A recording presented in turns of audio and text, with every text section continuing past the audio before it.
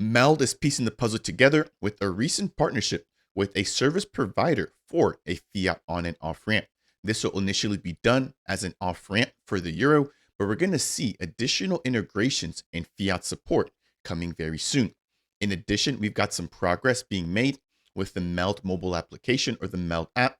And then on top of that, we've got some interoperability upgrades when it comes to new assets being supported for bridging directly from within the Meld wallet. As a part of today's video, I want to break all of this news down.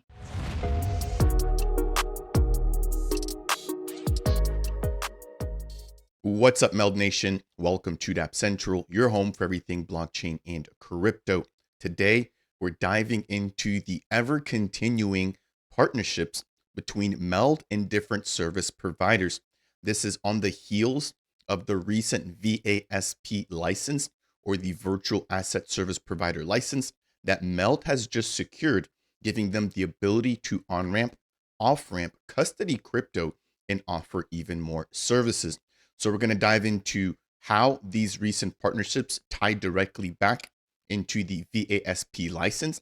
And then we're also going to take a look at the recent Meld DevDiary, focusing on their recent integrations with Wallet Connect, some updates as well when it comes to Cardano, and then some major updates when it comes to assets being supported via their bridge in collaboration with a Chainport. If it's your first time stopping by here and you want more content like this, breaking down everything with Meld, consider subscribing. And again, if you guys enjoy content like this, make sure to smash that thumbs up and leave your opinions and comments down below. So in my latest updates, I reviewed the Meld Testnet, which has now gone live. And this is for their lending and borrowing. Keep in mind, this is not on the main net. And this is on the Kanazawa testnet, which is the testnet for their Avalanche L1. On the heels of that, we saw the release of the VASP license, again, which enabled Meld to provision digital asset services such as cryptocurrency trading, on and off ramping of fiat, as well as the tokenization of assets. And they also partnered up with Swarm, right, to tokenize stocks and additional commodities. So Meld is continuing to pave the way here, really beginning to bridge the Web 2 world with the Web 3 world. Again, their goal is to be that Web 3 banking stack. And in order for that to happen, we have to have a seamless integration between both worlds, where a lot of liquidity is currently trapped in Web 2 or in the TradFi space, but it could be leveraged in crypto and in Web 3. Now, again, I broke this down in my prior video, talking about some of the features that this allows for Meld to have or to do. And again, this is going to tie directly into the recent partnership with Bitlocus. So I want to quickly recap here. With this license, they can now exchange virtual assets and fiat currencies. They can also exchange between one or more forms of virtual assets, as well as transfer virtual assets. They can also safekeep and or administer virtual assets or instruments, enabling control over virtual assets. And last but not least, they can also participate in the provisioning of financial services related to an issuer's offer and or sale of a virtual asset. So in a nutshell, they're now basically a custodian, and they're also now able to on-ramp and off-ramp crypto into fiat and fiat into crypto. So this will bring me to today's breaking announcement with Meld partnering up with Bitlocus. I'm going to dive into what they have to offer here in just a moment. So it states here a key partnership to enable quick and easy fiat or crypto exchanges, essential for opening up trading on Meld. Now, with the recent acquisition of our VASP license, Bitlocus will act as one of the Meld's on and off ramp partners. So I think what this is essentially saying is that because Meld is now umbrellaed with this VASP license, they don't have to actually have all these services be done or being held directly in-house. They can now work with third-party providers, for example, like Bitlocus, who focuses and has a strength in off and on ramping when it comes to fiat and crypto. Now, it continues to read that this also includes the provisioning of key infrastructure to allow trading across a multitude of centralized and decentralized exchanges, including Kraken, Binance, Uniswap, and the Azomi DEX on Meld. If you missed that announcement, Azomi is going to be the first DEX to build on Meld. And what I really take away from this is that this appears to be allowing for the Meld token to be a lot more accessible with this partnership when it comes to Bitlocus. Now we've got Jedaminas here, their Chief Investment Officer or CIO, stating, "We're happy to announce our partnership with Bitlocus, which will allow Meld users to seamlessly on and off ramp fiat using their self-custody wallet or the Meld app, including to the Meld chain. In addition, this will also help to optimize their trading across multiple centralized exchanges and DEXs for the best rate." Again, I would like to get a little bit more clarity, but I'm assuming here that this is just dealing with the Meld token. But it'd be really great to see if this also expands to tokens native to the Meld L1. Now, in closing, it states here, the first step in their partnership with Bitlocus will be to offer a euro-based off-ramp. So allowing for somebody who holds crypto to off-ramp into the euro with a particular bank account. So this is a really interesting piece of news here. And I want to highlight the fact that this particular Bitlocus team does also plan on focusing on making sure to be regulatory compliant in the European region. Now it continues on stating that with further currencies and localized payment integrations quickly following the off-ramp for the euro. In addition, they're going to be supporting on and off-ramping of the Meld token. This is huge. Again, imagine being able to now use your Meld token, off-ramp that in a seamless way. And when you're on-ramping, being able to do all of that directly through the Meld app wallet. So this is a huge step for Meld. I want to open up with that. But if I jump over into the official Bitlocus website, reading a little bit more about the platform, it states, since 2018, the main goal of Bitlocus has been to remove the complexity of the crypto space for fiat users. Again, when I hear fiat users, I'm thinking of Web 2, and they're aiming to simplify their experience in their conversion into the Web 3 space. Our products for retail and business clients automatically convert between fiat and crypto assets, allowing users to participate in DeFi without ever touching a cryptocurrency wallet or facing other technical barriers. This goes back to Meld's core mission. And I recall when Meld implemented their Google Auth sign-in, which basically allowed for you to create a Web3 wallet without ever having to touch a seed phrase. Now, granted, a lot of the hardcore crypto community didn't take to that lightly because they wanted to be in full control. But imagine, somebody who's coming in from Web 2 or who has a traditional background in finance that doesn't necessarily want to take the time or the hassle to deal, right, with a self-custody wallet. A platform like Bitlocus allows for them to quickly swap their fiat and not have to worry about, jumping onto centralized exchanges, sending to self-custody wallets, waiting for transactions to be processed, etc., in order to interact with DeFi protocols, specifically just like Meld. A little bit further, it states here that with the Bitlocus platform, you get access to DeFi with fiat or crypto, and it states that you can use Bitlocus as a gateway to the DeFi investment protocols, aka Meld or something like Meld, and you can start with as little as 10 euros and generate compound daily interest. Now, I dove a little bit into some of the services that they provide, and one of them is a crypto payments gateway. So this essentially allows for a platform or a business to accept crypto and to get that settled in fiat. So imagine again a platform that might be an e-commerce business where they traditionally only accept fiat, right, for payments. However, they want to tap into a new audience, and they're able to do that by using somebody like Bitlocus, who basically is an intermediary who will accept the crypto, swap that over into fiat, and then provide that to the business who's only accepting fiat. Again, if they don't want to deal with the crypto side of things, Bitlocus is able to help them to do that. That said, some of the benefits of the crypto payments gateway include access to crypto first customers. Again, if a traditional business wants to tap into a new audience, as well as global instant payments and the ability to quickly launch the service in less than 2 days.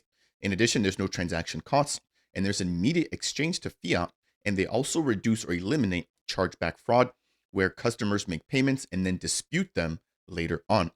Next, we've got the crypto as a service, no pun intended, where it states here that they provide crypto custody, which again falls under the virtual asset service provider umbrella that Meld has just gained. They also have PSP integrations with SEPA and Swift and crypto.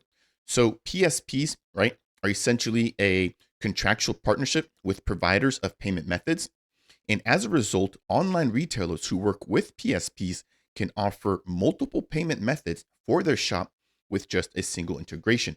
Again, if you take this e-commerce example, you have somebody who only wants to settle in a particular type of denomination or fiat, but this PSP contract allows for them to accept more than just what they're settling in, making their platform more susceptible to new customers because there's a wider array of fiat or currencies coming in.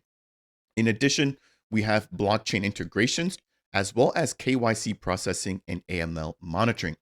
Now, this ties back again directly into Meld, given the fact that Meld is aiming to get their neobank license. Once they do, they have to have some sort of KYC or AML process in place to make sure that when you're off-ramping or on-ramping, that it's from a trusted source and that you're not on-ramping laundered money or dirty money. Now, it's not officially confirmed if Bitlocus will be providing those services specifically for Meld, but it's good to see that they at least have that in their arsenal. So I want to quickly touch on the impact here of the Bitlocus partnership with Meld. In closing, I want to quickly touch on the Meld Dev Diaries. If you guys are not already catching these are released about once per month-ish, but we have a Dev Diary breaking down everything with respect to development. So some of the highlights include Wrapped BTC, USDC, and Wrapped ETH, and many more tokens, which are now available on the Meld L1. I'm going to dive into the token bridge page here in just a minute and highlight some of those assets. In addition, we have the Meld app mobile, which is now paying special attention to the Wallet Connect integration. So in the web-based version of the Meld app, there's a quick and easy way to connect via Web Connect via Wallet Connect. And this is just a simple way to connect your wallet to multiple dApps. And there's actually a grant as well, right? Between projects on Cardano, which Meld was one of them, and Wallet Connect. So there's been sort of this bridge, right, between Wallet Connect and multiple ecosystems. And Meld is now taking that technology and implementing that directly in the mobile app. Now let's jump into the actual Dev Diary here. Again, there's a new build which has just been released for their public testing. And again, this is on the Testnet. They've also updated the mainnet app, which includes more assets to be bridged to and from the Meld L1. Now, if I scroll down, they talk a little bit about the Wallet Connect work here, but I want to quickly highlight a lot of interesting pieces here surrounding Cardano. So, I mean, I get this every single video, but a lot of people are questioning what's going on with Meld and Cardano. And this is why it's important to jump into a lot of this here, right? So this team is still working and making upgrades when it comes to Cardano. Again, I understand they might not necessarily have their full focus on Cardano right now. Their main focus is to get some of these licenses in place and to just get their product out the door on their own L1. But they are still working on setting up and implementing features to allow for the Cardano ecosystem to collaborate and to connect and to chat with the Meld L1. Of course, here we've got the updates here surrounding setting up icon builds for their Cardano Bridge repo. We have the implementation of Cardano access controls for minting contracts. We have the implementation of Cardano access for spending contracts and a lot more there as well. So again, I think this goes to show that Meld has not stepped away from Cardano, even though a lot of people would like to say that they have. The very last item I want to highlight as a part of today's update is the fact that the team has added a lot of support for new assets that can be bridged directly from the Meld app in partnership with Chainport. So Meld partnered up with Chainport, one of the biggest bridging providers, to allow the bridging directly from within the Meld app, right? For assets on Cardano into Avalanche, Ethereum, as well as the Meld L1. So from the Cardano side of the equation, you can now move your Meld or your Copy into other ecosystems. And from the Avalanche side of things, you can now move your Meld or your Wrapped AVAX into different ecosystems, of course, including the Meld L1. From Ethereum, they now support bridging directly from the Meld wallet for USDC, USDT, Wrapped Ether, and Wrapped Bitcoin. And then this is where things get really, really good. So from the actual Meld L1, you can now, of course, migrate or bridge Meld USDT, USDC, Wrapped AVAX, Wrapped Bitcoin, Wrapped Ether, the Copy token, the Chainport token, and Wrapped Matic. I took a closer look here at the Meld scan platform, which is their blockchain explorer, and we can actually see the Cornucopias token, which is now live on the Meld L1. So this team has done a really good job in terms of being inclusive, bringing on Cardano native assets. And we saw the Meld team partnering up with Cornucopias back in the December timeline of 2022 for their 25 Days of Meld campaign, where we saw the Cornucopias game team adding support for Meld assets or in-game assets tied back to Meld directly in their Cornucopias game, while Meld has also vowed to provide support for the Copy token as a collateral or borrowable asset directly within their Meld L1. So I think this is just the very beginning. We're going to see more and more Cardano native assets being bridged over into the Meld L1, but I wanted to end there on a positive note, touching on interoperability and the fact that Meld is already well on their way to having USDT and USDC, right, which are arguably two of the most liquid stablecoins in their network. So let me know what you guys think down below. I have mentioned this before, but I think that the only thing that's really missing now is the EMI license, or the Electronic Money Institution license, which allows for Meld to operate as a neobank or as a bank without brick and mortar. And we now have, again, their crypto to crypto, which is now live in the testnet. We have Meld gathering or getting their VASP license, which allows for them to on and off ramp, but they're not doing that themselves. They brought on Bitlocus to do that. But in order for them to actually on and off ramp, there needs to be the bank account, which is where the EMI falls in place. So the pieces of the puzzle finally coming together. But once we get that EMI license, I can imagine that everything from Meld will begin to pick up pace very, very quickly. That will do it here for today's video. I hope you guys enjoyed this. If you did, I would appreciate you if you could smash that thumbs up. If it's your first time stopping by and you want more content like this surrounding Meld and just crypto in general, consider subscribing. And last but not least, if you have any questions for me surrounding anything we've talked about, right, then make sure to go ahead and leave a comment down below. That said, and as always, I'll see you guys in the next video.